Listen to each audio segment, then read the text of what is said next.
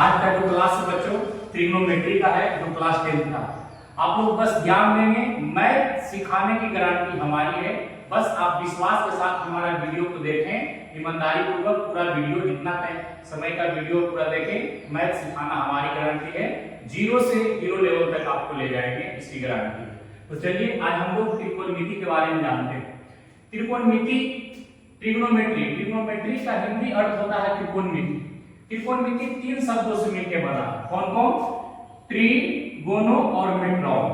Tree मतलब 3, गोनो मतलब कोण और मेट्रॉन मतलब माप। अर्थात हम बोल सकते हैं कि त्रिकोणमिति 3 कोणों का माप है। त्रिकोणमिति में क्या किया जाता है? 3 कोणों का मेजरमेंट किया जाता है। अर्थात हम बोल सकते हैं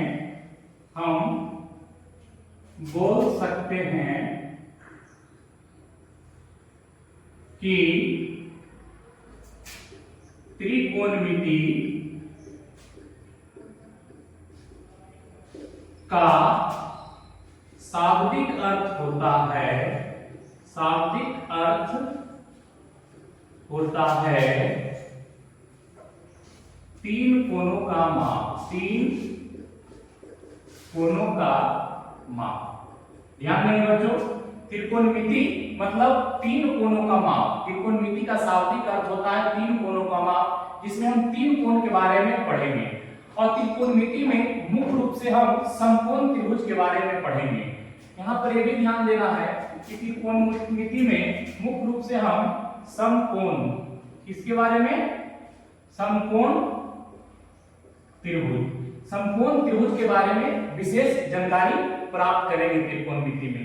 तो चलिए आइए हम लोग एक समकोण त्रिभुज का फिगर बना के समझते हैं। सबसे पहला चर्चा आज हम करने जा रहे हैं आपको लंब, आधार और कर्ण। लंब, आधार और कर्ण।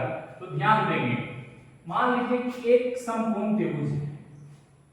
एक समकोण त्रिभुज है ए, बी और सी।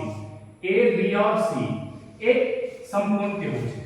ठीक, तो समकोण त्रिभुज के तीनों भुजाओं के बारे में एक गणितज्ञ थे, पाइथागोरस जिनका नाम था। समकोण त्रिभुज के तीनों भुजाओं के बारे में एक गणितज्ञ थे जिनका नाम पाइथागोरस था। उन्होंने बताया था कि समकोण त्रिभुज का जो सबसे बड़ी भुजा होता है, उसका जो वर्ग होता है अन्य दो भुजाओं के वर्गों के योगफल के बराबर होता है। इसको हम नोट कर लेंगे, ध्यान में रखेंगे, ये आगे भी हमको काम आने वाला है। ध्यान में रखेंगे पाइथागोरस, इसको पाइथागोरस प्रमेय भी बोलते हैं। पाइथागोरस प्रमेय भी बोला जाता है। इन्होंने बताया था, पाइथागोरस एक गणितज्ञ हैं जिन्होंने समकोण त्रिभुज के तीनों भुजाओं के बारे में एक संबंध स्थापित किया था कि जो समकोण त्रिभुज का सबसे बड़ी भुजा होती है, अन्य दो भुजाओं के वर्गों का योगफल के उसका जो वर्ग होता है बराबर होता है। चलिए इसको हम नोट कर लेते हैं। लिखेंगे समकोण त्रिभुज का कर्ण का, समकोण त्रिभुज में समकोण त्रिभुज का कर्ण का वर्ग अन्य दो भुजाओं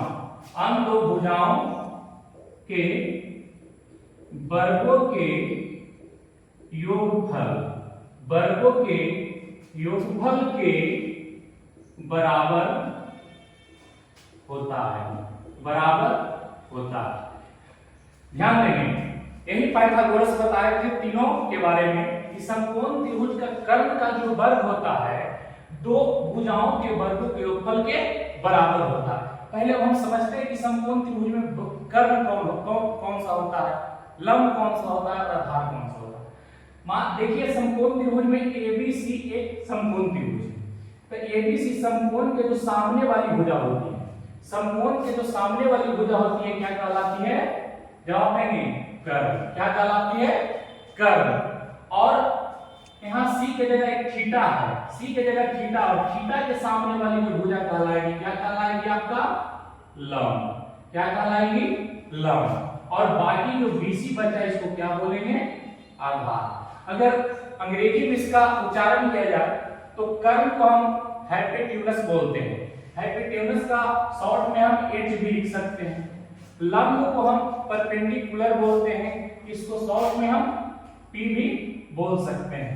आधार को शॉर्ट में अंग्रेजी शब्दों में अगर बोला जाए तो बेस बोलेंगे और इसको शॉर्ट में हम बी भी लिख सकते हैं। अगर कोई डाउट हो, किसी तरह की कोई दिक्कत हो तो आप कमेंट सेक्शन में जाके कमेंट जरूर करें। हम उसको पढ़ने के बाद आपके कमेंट सेक्शन पे ध्यान देते हुए उस समस्याओं का समाधान करेंगे। चलिए ध्यान दीजिएगा, इन्होंने यही बताया था कि समकोण त्रिभुज का कर्ण का जो वर्ग है अन दो भुजाओं के वर्गों का योगफल के बराबर होता है। सबसे बड़ी बात, समकोण त्रिभुज का जो सबसे बड़ी भुजा होती है वही उसका कर्ण कहलाती है। समकोण त्रिभुज का ध्यान रखेंगे आप लोग, बार बार हम 2 बार बोलते हैं इसलिए कि आप लोग जीरो लेवल से चल रहे हैं कि अगर आप ना भी चाहें तो हमारी बातों को इतना बार सुने कि आपको ध्यान में बातें आ जाए। समकोण त्रिभुज में जो सबसे बड़ी भुजा होती है वो कर्ण कहलाती है। अब कर्ण वही होती है जो समकोण त्रिभुज के सामने वाली भुजा होती है। तो लंब, आधार और कर्ण के बारे में ही पाइथागोरस जी ने एक सूत्र स्थापित किया था। वो सूत्र है, हम बोल सकते हैं कि कर्ण यानी सबसे बड़ी भुजा का वर्ग अन दो भुजा लंब स्क्वायर और आधार स्क्वायर, यही तो है आपका जो लिखा हुआ चीज है, जो लिखा हुआ थ्योरी दिया गया, यही तो है कि समकोण त्रिभुज में सबसे बड़ी भुजा क्या होती है? कर्ण होती है। अब कर्ण का जो वर्ग होगा अन दो भुजा, अन दो भुजा एक लंब होगा और यह आधार होगा। तो लंब और आधार के वर्गों के योगफल यानी योगफल मतलब जोड़ के क्या हो जाएगा? बराबर हो जाएंगे। क्या हो जाएंगे? बराबर हो जाएंगे। पढ़ा पाइथागोरस के बारे में कि कर्ण स्क्वायर बराबर, यही तो बोले थे बाबू आपको कि कर्ण जो सबसे बड़ी भुजा है उसका वर्ग जो है अन दो भुजाओं के वर्गों के योगफल के बराबर होता है। चलिए यही पाइथागोरस साहब बोले थे, है ना। पाइथागोरस एक गणितज्ञ थे जिन्होंने बोला था कि समकोण त्रिभुज में जो कर्ण होती है, जो सबसे बड़ी भुजा होती है, उसका जो वर्ग होता है अन दो भुजाओं के वर्गों के योगफल के बराबर होता है। हम इसको शॉर्ट में h स्क्वायर हाइपोटेन्यूस स्क्वायर बटा लंब को परपेंडिकुलर और आधार को b स्क्वायर भी लिख सकते हैं। यहां से चलिए h बराबर निकाल दी। h मतलब अगर कर्ण निकालने की बात आएगी, कोई समकोण त्रिभुज आपको दे दिया जाएगा। मान लिया जाए कोई समकोण त्रिभुज आपको दे दिया गया a b और c, ये थीटा है और ये समकोण त्रिभुज। इसमें आपको लंब दे दिया गया है 4, आधार दे दिया गया है 3 और कर्ण अगर निकालने की बात आएगी, कर्ण मतलब मालूम नहीं है घाट, कर्ण इक्वल टू घाट, तो कर्ण हम कैसे निकालेंगे? तो कर्ण का फार्मूला लगाएंगे सर, कर्ण स्क्वायर बराबर लंब स्क्वायर जोड़ आधार स्क्वायर। हाँ या नहीं? चलिए इस पे भी हम आगे क्वेश्चन करेंगे, पहले हम सारे फार्मूला को लिख दे रहे हैं। उसी प्रकार हम लंब स्क्वायर बराबर बोल सकते हैं, क्या बोल सकते हैं कि कर्ण स्क्वायर माइनस आधार स्क्वायर। उसी प्रकार हम आधार स्क्वायर बराबर बोल सकते हैं कर्ण स्क्वायर माइनस लंब स्क्वायर। ये कितने फार्मूला निकल के आप तक आ गया? 3 फार्मूले निकल के आ गए। लेकिन कर्ण स्क्वायर बराबर है, ये क्या है? लंब स्क्वायर बराबर है और ये क्या है? आधार स्क्वायर बराबर है। लेकिन अगर सिर्फ कर्ण निकालना रहेगा तो हम यहां से कर्ण बराबर बोल सकते हैं सर अंडर रूट चढ़ा देंगे, क्या? लंब स्क्वायर जोड़ आधार स्क्वायर। क्या चढ़ा देंगे? लंब स्क्वायर जोड़ आधार स्क्वायर। उसी प्रकार ये लंब स्क्वायर बराबर है, लेकिन अगर लंब निकालने की बात आए बाबू तो लंब निकालेगा तो बराबर की साइड अगर स्क्वायर है तो उस साइड जाएगा तो ये स्क्वायर हटेगा तो हम क्या चढ़ा देंगे? रूट चढ़ा देंगे। ये सब तो आप 9th क्लास में पढ़े हैं, ये सब के जानकारी आपको अच्छे से होगा, मुझे पूरा भरोसा है। यहाँ पर ध्यान देंगे तो अंडर रूट हम कर सकते हैं कर्ण स्क्वायर माइनस आधार स्क्वायर। उसी प्रकार आधार स्क्वायर, लेकिन हमको क्या करना है? सिर्फ आधार निकालना है, तो अंडर रूट हम करेंगे कर्ण स्क्वायर माइनस लंब स्क्वायर। यहां से ए भी एक फार्मूला निकल के आया, ए भी एक फार्मूला निकल के आया। ए भी रटना नहीं है, आपको ज्यादा रटना नहीं है, समझना है। ये तीनों अगर आज हो गया तो जाहिर सी बात है स्क्वायर है तो रूट चढ़ जाएगा, हाँ या नहीं? तो ज्यादा रटने की जरूरत नहीं है। और एक काम हम आपके ऊपर छोड़ते हैं कि प्रैक्टिस करके आपको ये सारी चीजों को ध्यान में रखना है, तब आगे जाके क्वेश्चन बनाने में मजा आने वाला। चलिए इसी से रिलेटेड हम क्वेश्चन करवाते हैं, आपको पूरा पूरी समझ में आएगा। जब हम क्वेश्चन करेंगे तब पूरा पूरी समझ में आपको आएगा। इसी से रिलेटेड एक दो क्वेश्चन करवाते हैं। जैसे क्वेश्चन नंबर 1 है कि एक समकोण त्रिभुज ABC दिया हुआ, इसमें 3 तरीके का क्वेश्चन पूछेगा आपको।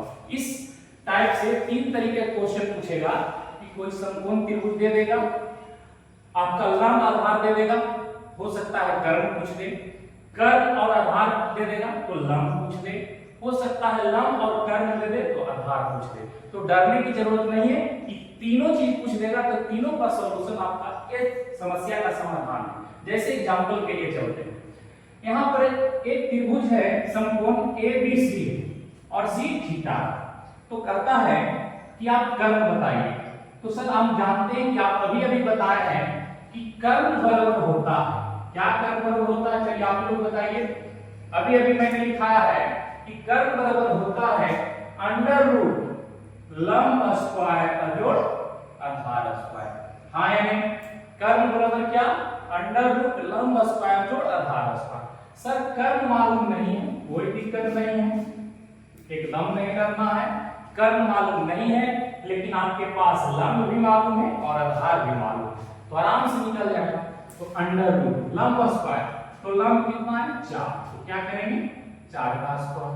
आधार कितना है आपके पास 3, तो क्या करेंगे 3 का स्क्वायर। तो कर्ण बराबर हम कह सकते हैं 4 का स्क्वायर 16, 3 का स्क्वायर 9, तो हम कर्ण बराबर बोलेंगे अंडर रूट 25। लेकिन अंडर रूट 25 है, 25 किसका परफेक्ट स्क्वायर है, किसका वर्गमूल है, तो 5 का है। तो हम बोल सकते हैं कि कर्ण का जो वैल्यू आएगा 5 आएगा। तो 3 लंब आधार सॉरी लंब है जो 4, आधार 3, तो कर्ण का वैल्यू कितना आ गया 5। आया है?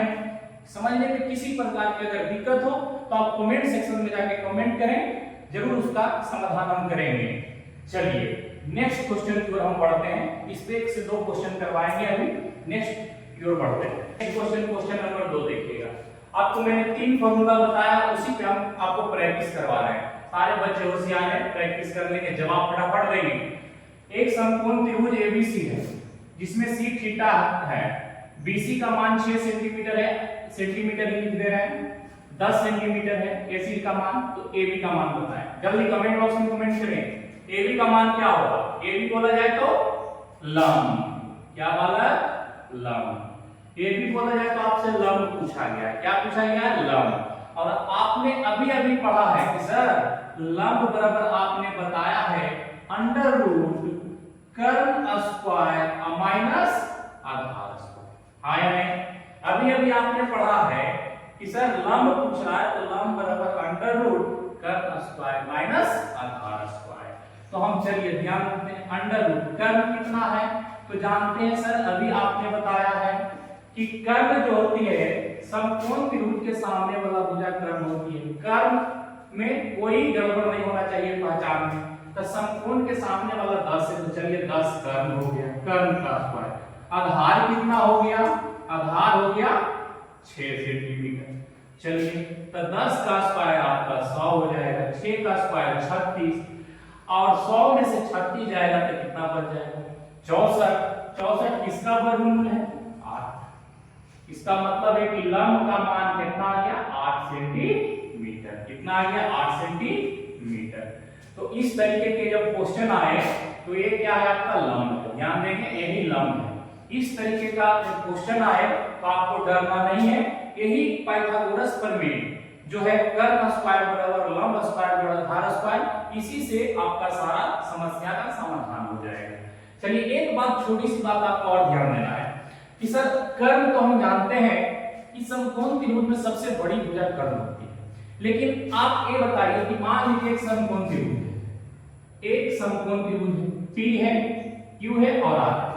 चलिए P समकोण त्रिभुज है, तो इसमें तो कंफर्म है कि सर कर्ण होता है जो PR कर्ण होगा, लेकिन हम कैसे डिसाइड करेंगे कि लंब जो है QR होगा या PQ होगा?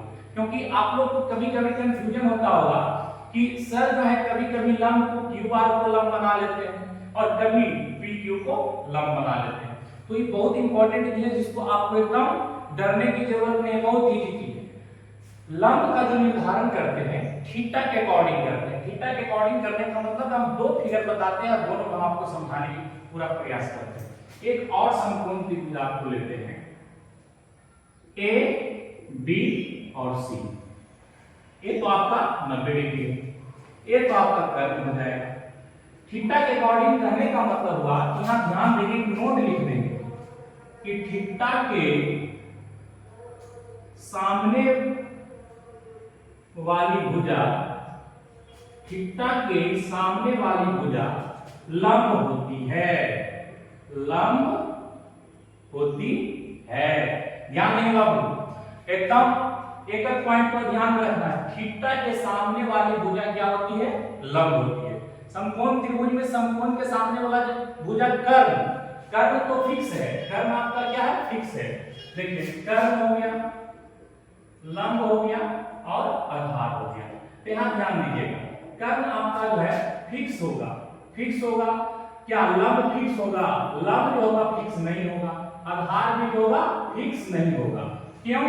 क्योंकि लंब और आधार थीटा के अनुसार अपने आप में बदलते रहता है। जैसे ये दोनों फिगर में आप समझिए, अगर हम त्रिभुज पी क्यू आर में आर के जगह पर हम थीटा को ले लें, थीटा को किसकी जगह पर ले लें? आर के जगह पर। तो सर आपने बताया कि थीटा के सामने वाला भुजा क्या होती है?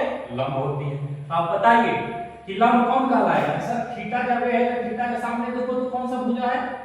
ओहो, पी क्यू है। तब पी क्यू है, इसका मतलब पी क्यू क्या हो जाएगा? लंब हो जाएगा।